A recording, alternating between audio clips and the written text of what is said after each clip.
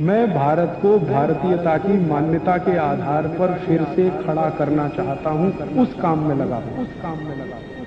हमारे शरीर में वात पित्त कफ की स्थिति सम और असम होती रहती है। आप जानते हैं सुबह जो है ना वात ज्यादा होता है शरीर में, सुबह सुबह।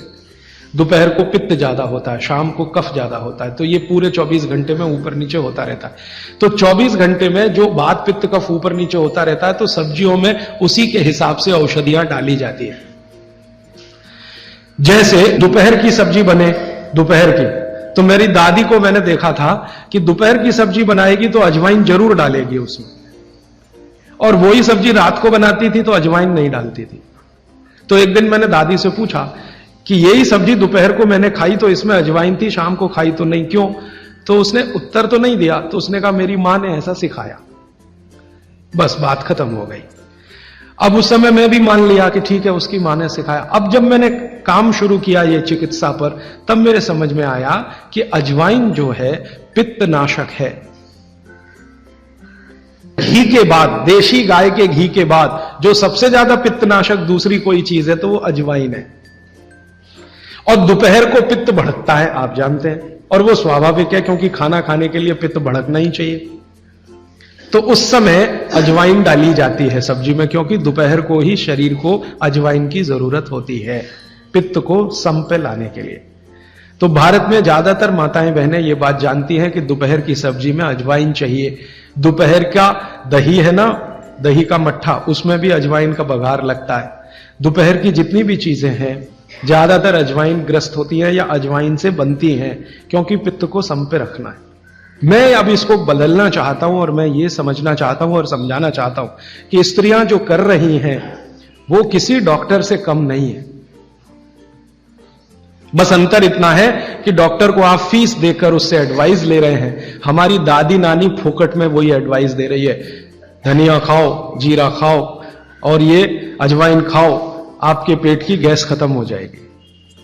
और ये 3500 साल से वैसे का वैसा ही है। अजवाइन खाओ तो गैस खत्म होती ही है। कभी भी आप करके देख लो। आप में से किसी को भी बहुत गैस बनती हो, पेट में एसिडिटी की तकलीफ हो, आज से शुरू कर दो। आप खाना खाया तो उसमें ध्यान रखो अजवाइन ज्यादा रहे, दाल में, सब्जी में, वगैरह वगैरह। और अगर नहीं कर पा रहे हैं तो खाना खत्म करते ही थोड़ी अजवाइन खा लो।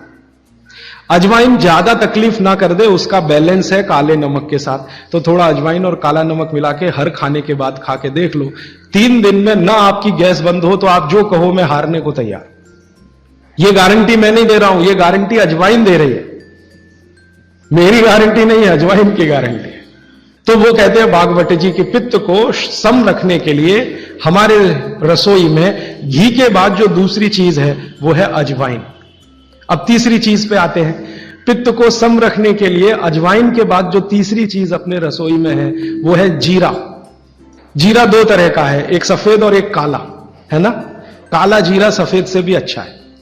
आप एक नियम ध्यान रख लो, मैंने आपसे कल कहा था, जिस चीज का रंग जितना गहरा वो उतनी ही अच्छी, भगवान की बनाई हुई, मनुष्य की नहीं। मनुष्य ने तो पेंट भी बना दिया है, बहुत गहरे रंग का है।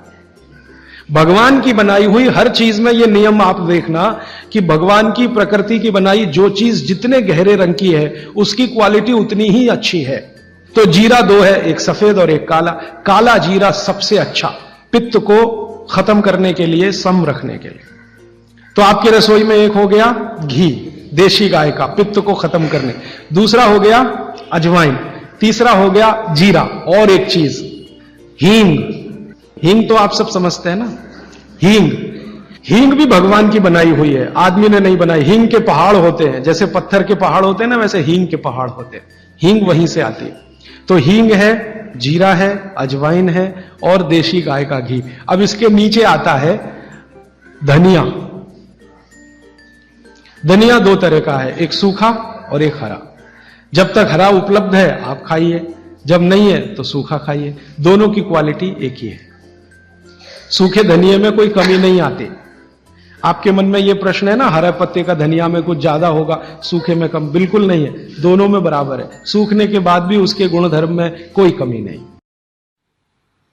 दोस्तों, सबसे पहले तो चैनल सब्सक्राइब करें, फिर लाइक, कमेंट और शेयर करें। और हाँ, हमारा एंड्रॉयड ऐप डाउनलोड करना ना भूलें।